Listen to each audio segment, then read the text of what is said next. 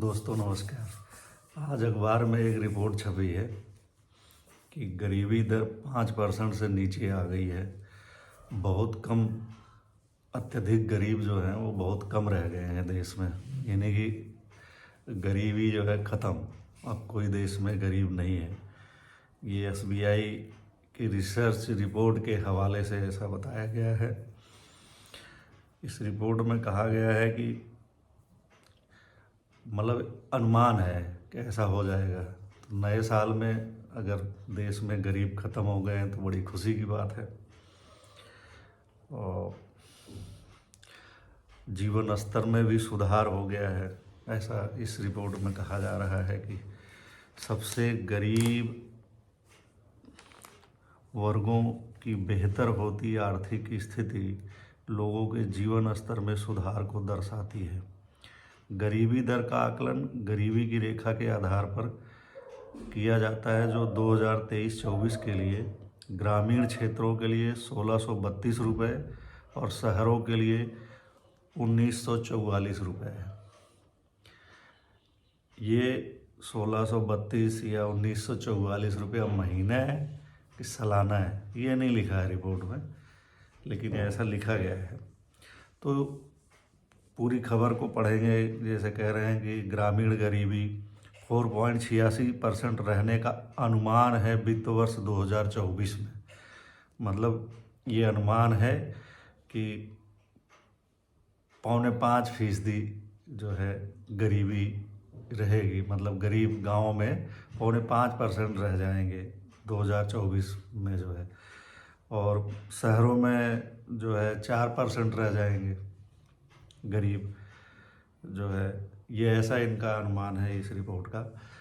और इसका आधार आप देख ही रहे हो कि 1632 और 1944 रुपये है। सालाना है कि महीना ये पता नहीं है, ये कम हो जाएगा, ये अनुमान है। तो ये गजब की खबर है, अपने आप में अजीबो गरीब टाइप की खबर है। और छापने में भी कोई इसमें दिमाग का कहीं से इस्तेमाल होता नहीं दिखता है कि रिपोर्ट जारी हुई और इसको जो है छाप दिया गया कि देश में गरीबी कम हो गई है। और इसमें ये भी बताया गया है कि गरीबी कम होने की वजह क्या है, बहुत ये भी रोचक है।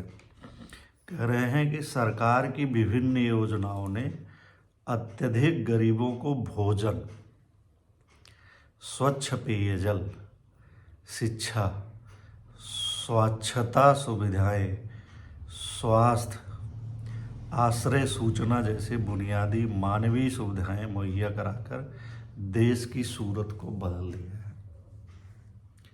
स्वास्थ्य यानी कि स्वास्थ्य व्यवस्था इतनी चौचक हो गई है, इतनी बेहतर हो गई है कि लोगों को लाइन में नहीं लगना पड़ रहा है।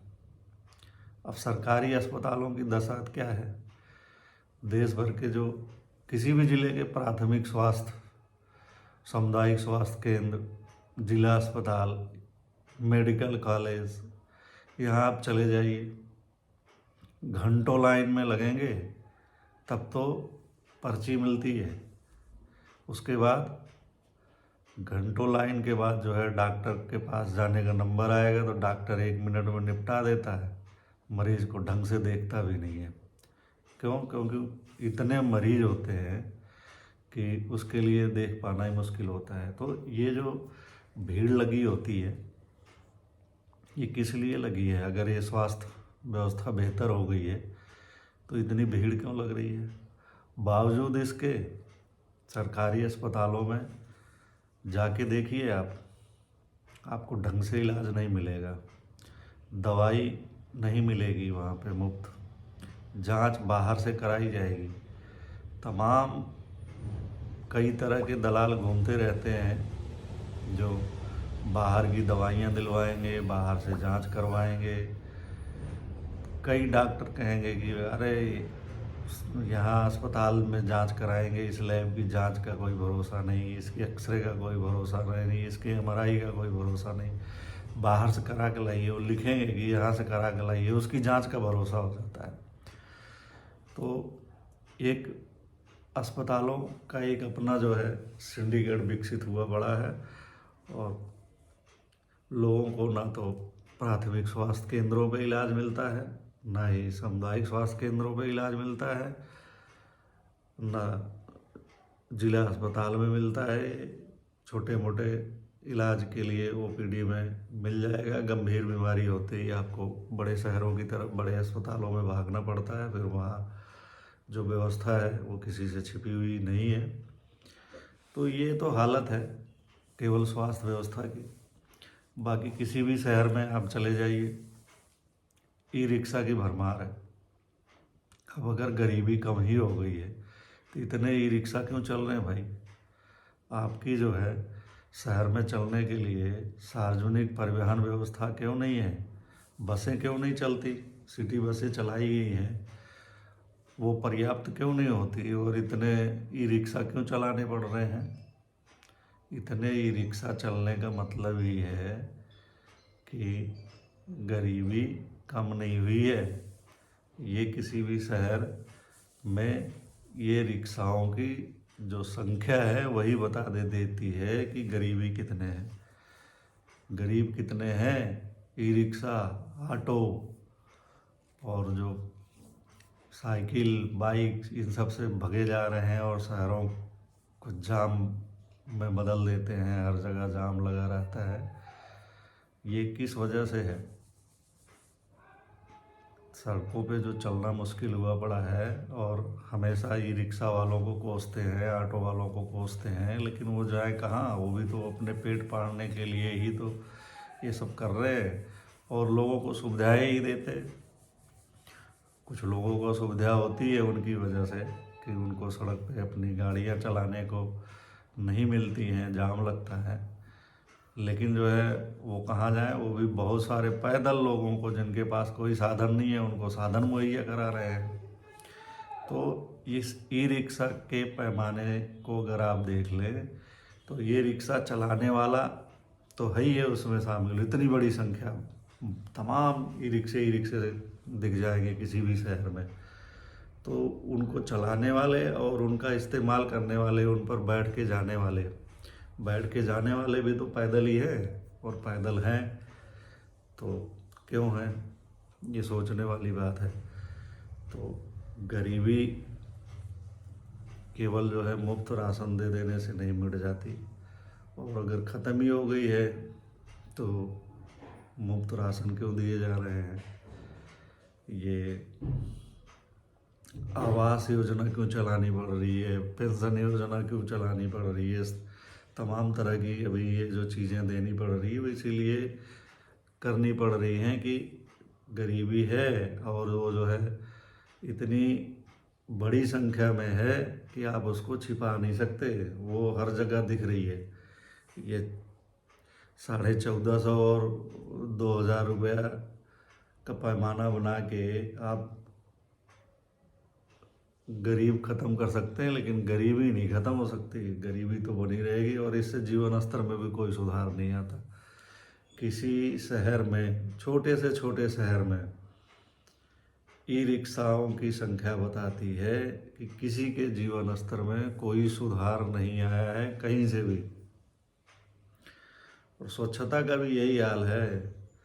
जितने पैसे शौचालय बनाने के लिए दिए जाते हैं उसमें शौचालय बनते ही नहीं है, और बनवा भी दिए जाते हैं तो वो चलते नहीं हैं, ना इस्तेमाल किए जाते हैं। तो आज भी गाँव में लोग खुले में ही शौच कर रहे हैं। तो स्वच्छता का भी ये हाल है। शहरों में भी तमाम जगह गंदगी पड़ी रहती है, कूड़ा उठाने की भी कोई व्यवस्था नहीं है, और है भी तो उसको जो है उसके निस्तारण की व्यवस्था नहीं है। शहरों के तमाम जो नाले हैं, गंदे नाले, सीवर, ये सब नदियों में जा रहे हैं। ट्रीटमेंट प्लांट नहीं बन पाए हैं, न चालू हो पाए हैं तमाम जगहों के। तो नदियाँ ऐसे ही गंदी हो रही है। लेकिन बताया जा रहा है कि गरीबी दूर हो गई है। क्यों दूर हो गई है? क्योंकि लोगों का स्वास्थ्य सिस्टम जो है बहुत बेहतर कर दिया गया है।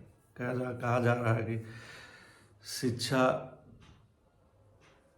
बड़ी अच्छी कर दी गई है।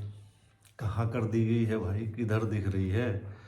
स्कूली से लेके उच्च शिक्षा तक का निजीकरण कर दिया गया है और वहाँ इतनी फीस है, इतनी फीसें ली जा रही हैं कि आम आदमी का पढ़ना मुश्किल हो गया है, अपने बच्चों को पढ़ा भी नहीं सकता। और सरकारी स्कूलों का हाल है कि वहाँ टीचर ही नहीं है, कहीं भवन नहीं है। तो फिर कहा जा रहा है कि कहीं बच्चे नहीं है तो उनको बंद कर देंगे। बच्चे तो तब आएंगे जब आप सुविधाएं देंगे, वहाँ पढ़ाई होगी, टीचर होंगे।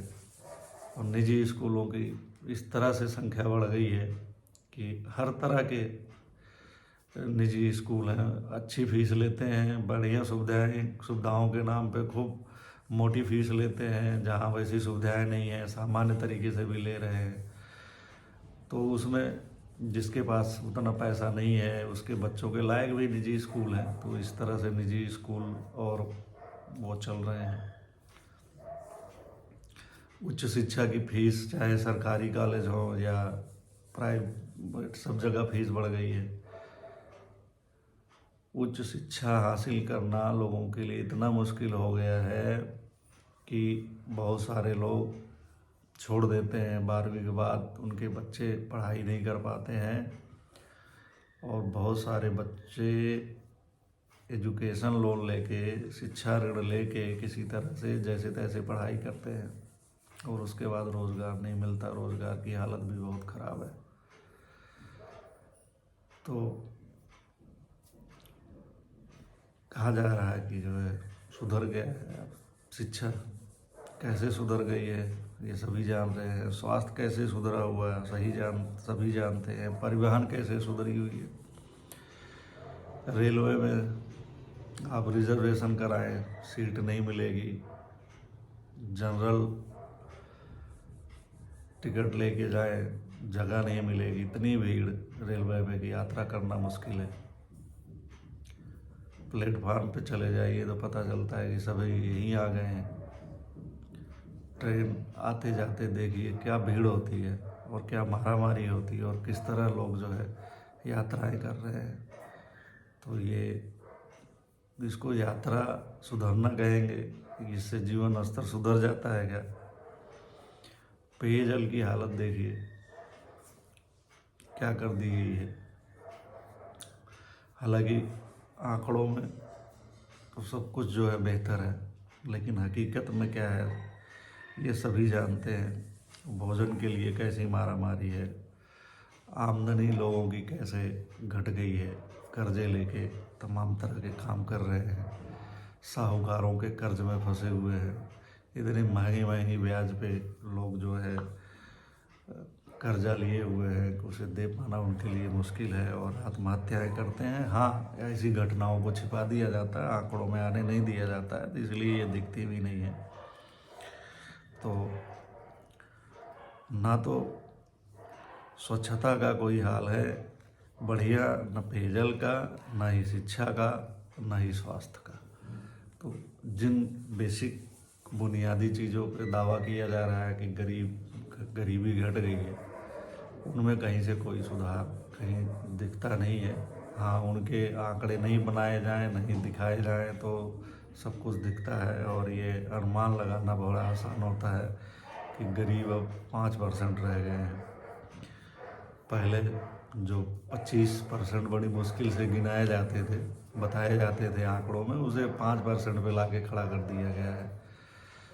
तो ये सब अपने मुँह मियाँ मिट्ठू बनने वाली बात है। आंकड़ों में जो है मौसम एकदम गुलाबी है, लेकिन हकीकत में शहरों में ई रिक्शा की ही भरमार है और वो पूरी पोल खोल दे रहे हैं और शौचालय की पोल गांव में ग्रामीण खोल देते हैं, जो खुले में शौच करने लोटा या बोतल लेके चले जाते हैं। नमस्कार।